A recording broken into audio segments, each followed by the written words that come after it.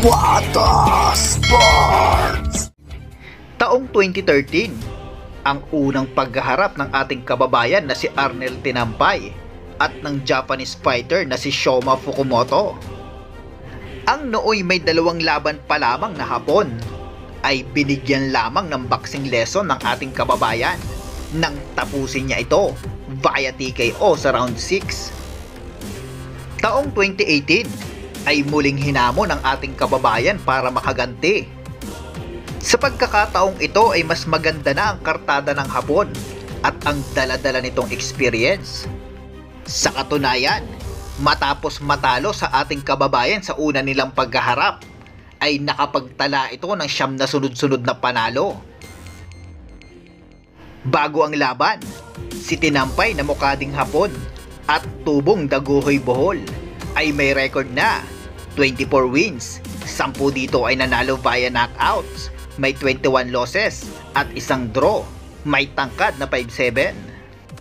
Habang ang Japanese fighter naman ay may record na 12 wins, 10 dito ay nanalo via knockouts, may 2 talo at isang 6-footer. Naglaban sila sa middleweight division o 160 pounds. Atin pong balikan ang kanilang naging bakbakan.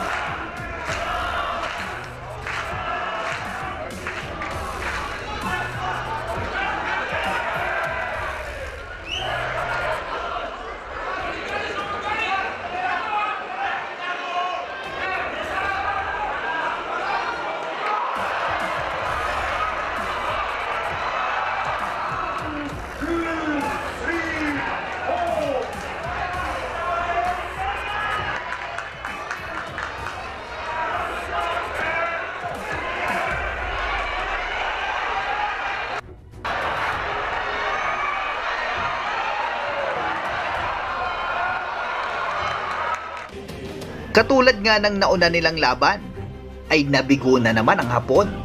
Hindi umubra ang tangkad at haba ng mga galamay nito.